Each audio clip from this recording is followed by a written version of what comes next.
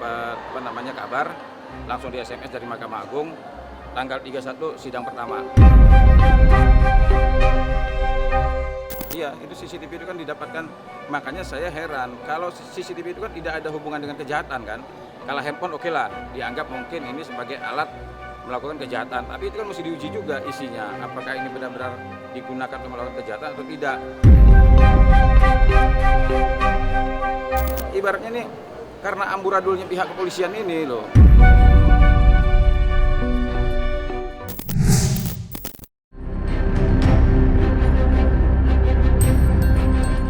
Herwanto Nurmansyah akhirnya dapat bernafas lega setelah gugatannya terhadap Kapolri Jenderal Listio Sigit Prabowo diterima dan sidang perdana akan digelar pada tanggal 31 pada bulan Juli ini.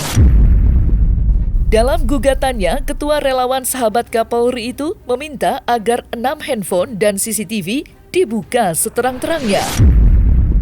Herwanto mengaku kesal sudah 8 tahun lamanya barang bukti handphone dan CCTV dalam kasus tewasnya Vina belum dibuka oleh penyidik kepolisian.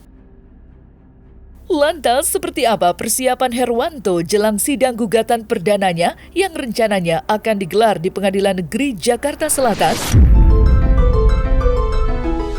Udah, alhamdulillah. Tadi saya dapat kabar langsung di SMS dari Mahkamah Agung tanggal 31 sidang pertama. Jadi sudah resmi, sudah ada nomornya, bahkan sudah ada tanggal sidangnya. Tanggal 31 sidang pertama. Jam 10 pagi. Jam 10 pagi tanggal 31 Juli di Pengadilan Jakarta Selatan. Sidang pertama. Ya, yang saya persiapkan pertama putusan pengadilan ya. Yang kedua, saya juga sudah komunikasi dengan Bang Reza Indragiri. Besok saya juga diundang sama Bang Reza Indragiri di podcastnya untuk membahas masalah gugatan terhadap Kapolri ini. Saya juga sudah menyampaikan bersedia nggak beliau jadi saksi ahlinya. Beliau menjawab bersedia, sehingga besok saya diundang ke podcastnya sekaligus diskusi terkait nanti kalau seandainya saya akan mengajukan saksi ahli ya. Yang pertama Bang Reza Indragiri, terus juga ada ahli juga dari universitas sudah kita persiapkan. Ya, alasannya ini perbuatan melawan hukum ya. Ini perihal gugatan melawan hukum. Kenapa? Karena ada CCTV dan handphone yang harusnya dibuka ya. Ini kok tidak dibuka. Nah, kami menganggap ini adalah perbuatan melawan hukum. Iya, itu CCTV itu kan didapatkan, makanya saya heran kalau CCTV itu kan tidak ada hubungan dengan kejahatan kan. Kalau handphone oke lah, dianggap mungkin ini sebagai alat melakukan kejahatan, tapi itu kan mesti diuji juga isinya, apakah ini benar-benar digunakan untuk melakukan kejahatan atau tidak. Nah, kalau CCTV kan nggak ada hubungannya sama sekali. Digunakan buat kejahatan enggak, hasil dari kejahatan enggak, dipersiapkan untuk melakukan kejahatan enggak. Aslinya CCTV nggak ada hubungan sama sekali. Disitanya juga dari minimarket. Harusnya kan ketika ini diambil kan dipergunakan untuk mengungkapkan kebenaran. Lah ini ngapain 8 tahun dipegang-pegang aja, handphonenya dipegang-pegang aja, terus juga CCTV-nya dipegang-pegang aja. Dan itu ternyata bukannya tidak bisa dibuka, belum dibuka. Nah, sekarang saatnya lah kalau memang pihak kepolisian mau mengungkapkan kebenaran, dan juga hakim ini, terutama hakim nih. Kalau hakim pengen tahu, penasaran apa yang terjadi 2016, kabulkan aja gugatan kami. Nah, apa yang kami sampaikan di gugatan itu, nah ini saya sampaikan bahwa kami sebagai penggugat memohon kepada pengadilan ya, agar kami para advokat ini juga dikasih kewenangan untuk apa? Untuk bisa membuka handphone, barang bukti yang disita oleh pihak kepolisian dan juga CCTV. Karena di dalam persidangan anggota pihak kepolisian itu mengatakan, memberikan keterangan bahwa CCTV itu ada namun belum dibuka. Nah, terus barang bukti yang disita apa? Ada 6 handphone juga belum dibuka. Nah, harapan kami semoga ya majelis hakim bisa melihat bahwa tujuan kami tidak lain dan tidak bukan ingin kebenaran itu terungkap, agar apa? Agar lahirlah keadilan. Agar tidak terjadi simpang siur yang terus-menerus berkembang di masyarakat, sebaiknya Mabes Polri meskipun putusan hukumnya belum berubah karena kita baru mengajukan PK, tetap harus melakukan penyelidikan. Di antaranya investigasi yang dilakukan Mabes Polri adalah menentukan apakah peristiwa Eki dan Vina ini peristiwa pembunuhan atau peristiwa kecelakaan. Nah, ini yang harus segera dilakukan oleh Mabes Polri. Saya pikir Mabes Polri memiliki kemampuan menganalisis peristiwa ini secara baik. Karena apa? Karena tahun 2016 itu belum jadul. Masih tahunnya adalah tahun digital. Handphone dari para terpidana masih ada. Itu kan tinggal handphonenya dinyalakan, kemudian dibuka handphonenya, itu akan terbuka kelihatan percakapannya, posisi para terpidana di mana, sehingga kita tidak cocok logi berdasarkan saya. Sementara Kapolri menanggapi langsung gugatan yang dilayangkan Herwanto. Menanggapi adanya gugatan tersebut, Jenderal Polisi Listio Sigit Prabowo meminta penggugat dan masyarakat agar bersabar, lantaran kasus Vina masih dilakukan pendalaman. Kapolri juga berjanji akan mengungkap siapa dalang di balik tewasnya Vina yang terjadi tahun 2016 silam. Turun gunungnya Kapolri dalam kasus Vina disebut-sebut lantaran tidak becusnya penyidik Polda Jawa Barat dalam mengungkap dalang di balik tewasnya Vina. Lantas, seperti apa pula Herwanto menanggapi pernyataan Kapolri mengenai kasus Vina yang masih terus dilakukan pendalaman? Beberapa waktu yang lalu ada laporan di Barreskrim terkait dengan proses perjalanan yang di Jawa Barat, dan saat ini pendalaman sedang kita lakukan, Propam kita turunkan, Irwasum kita turunkan untuk melakukan pendalaman terkait dengan peristiwa yang ada, walaupun sudah terjadi 8 tahun yang lalu ya, di 2016. Ibaratnya nih, karena amburadulnya pihak kepolisian ini loh, penyidik-penyidiknya ini, makanya saya dari awal sudah saya bilang, periksa penyidik yang 2016 yang lalu, plus Pak Rudiana. Kenapa? Ini kan bisa dikatakan gini loh, diduga mereka ini kan menghilangkan barang bukti. Sekarang ini jadi kacau semua. Nah, karena kacau ini menurut saya udahlah bebasin aja orang ini. Jadi biar kita ini penegak hukum ini tidak menciptakan dosa lah gitu. Tentunya kami memiliki kewajiban untuk melakukan pendalaman, sehingga kemudian pada saatnya setelah semuanya lengkap, kita akan sampaikan kepada masyarakat secara transparan tentang fakta-fakta yang kita temukan. Sekarang kami menggugat Kapolri nih, nah, karena kami meyakini ya di tubuh Polri itu kan tidak semuanya satu kelompok itu iya semua enggak. Saya meyakini ya, dugaan kami ada kekuatan-kekuatan yang coba menghalangi Pak Kapolri ini untuk mengungkapkan kebenaran. Jadi mudah-mudahan gugatan ini kami ajukan, harapan kami agar permohonan ini dikabulkan. Dengan tidak dihadirkannya semua alat bukti, atau dengan tidak transparannya, atau dia merasa dikambing hitamkan, itu yang paling pas mengajukannya sebenarnya, supaya relevan. Itu ada keterangan dari saksi Dodi Irwanto dan Gugum Gumilar bahwa mereka telah mengecek CCTV di lokasi kejadian namun belum dibuka. Ya mungkin bisa saja kami tim penasihat hukum itu memberikan masukan kepada kepolisian yang akan menindaklanjuti lagi. Itu loh, ada CCTV yang belum dibuka, silakan dibuka. Barangkali menemukan bukti baru. Itu. Kemudian ada 6 handphone yang tertuang dalam putusan atas nama 8 terpidana itu ya, itu juga belum dibuka. Silakan, itu diantaranya ada handphonenya Vina. Handphonenya Vina itu, kata kakaknya Vina, itu aktif Vina itu di media sosial, ada Facebook, ada Instagram, ada BBM. Itu juga bisa juga silakan dibuka agar menemukan petunjuk atau alat bukti baru untuk mengungkap kasus Vina Eki ini biar selesai, biar nggak gaduh lagi Indonesia. Kami meyakini bahwa gugatan ini yang kami daftarkan ini adalah juga membantu Pak Kapolri dalam menjalankan tugas dan tanggung jawabnya.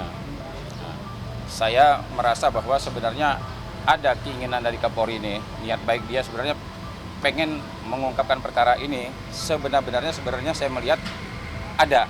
Nah, cuman mungkin ya dugaan kami ada kekuatan-kekuatan yang menghalangi. Nah, contohnya begini.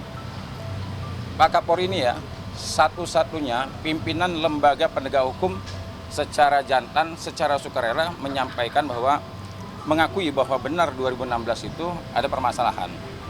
Jadi alat bukti yang diperoleh oleh anak buahnya, anggotanya, memang tidak didukung dengan alat bukti yang lain yang didukung dengan metode scientific crime investigation.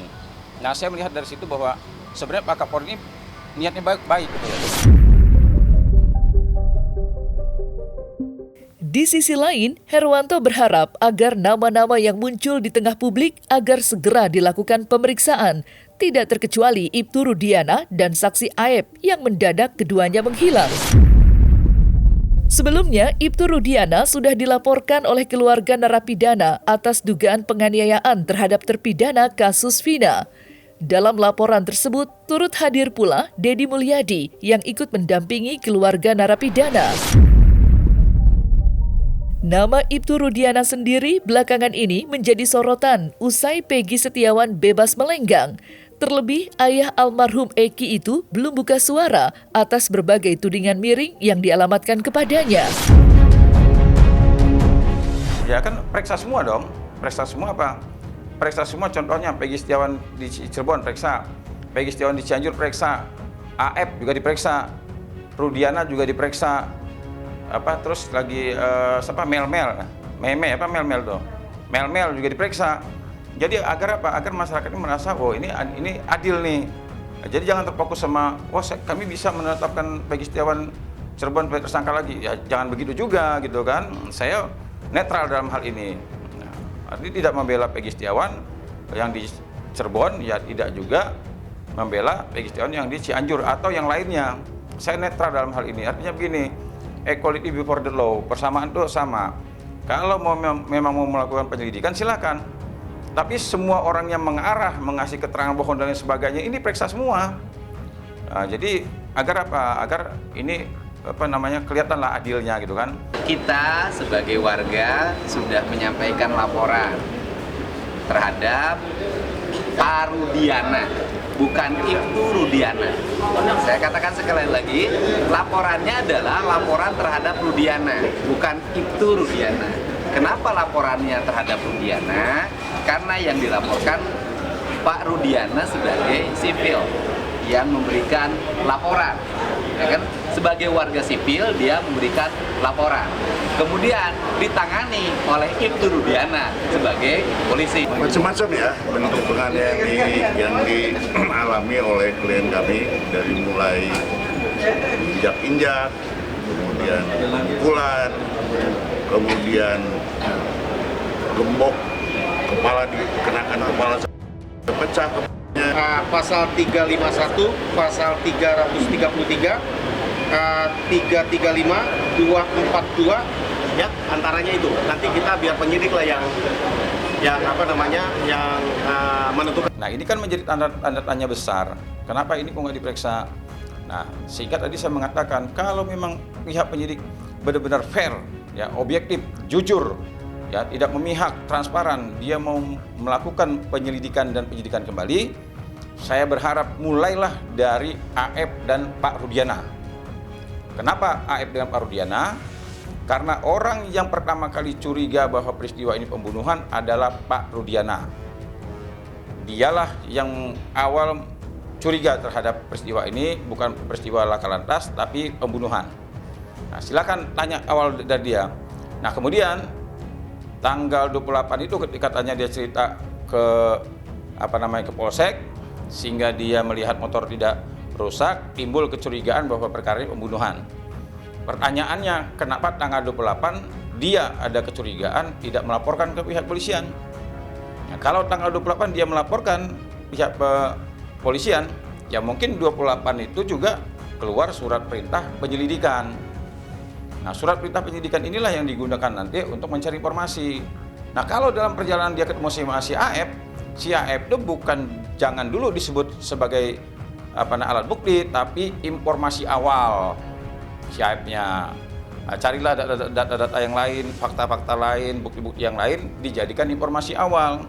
Nah, kalau seandainya Pak Rudiana 28 dia curiga tapi tidak mau melaporkan, nah kemudian dia mencari informasi, ketemu dengan Aep tanggal 31 itu. Nah, kemudian beberapa jam kemudian si Aep memberikan kabar bahwa ada diduga pelakunya, tanggal 31 juga ditangkap. Nah, ini kan berarti si AF sama Pak Rudiana ini ada apa nih?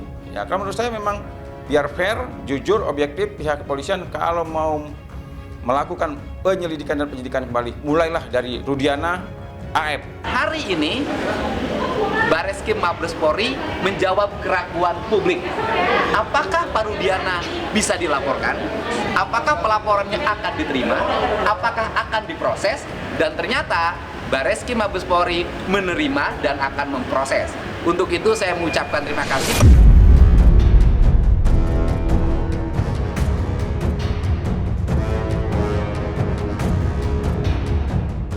Nah, selesai sudah Cumi Lovers, saksikan terus Cumi Camp In-Depth, kabar lengkap, mendalam, dan akurat dari narasumber terpercaya. Dan jangan lupa untuk like, subscribe, dan juga share channel YouTube Cumi Cumi.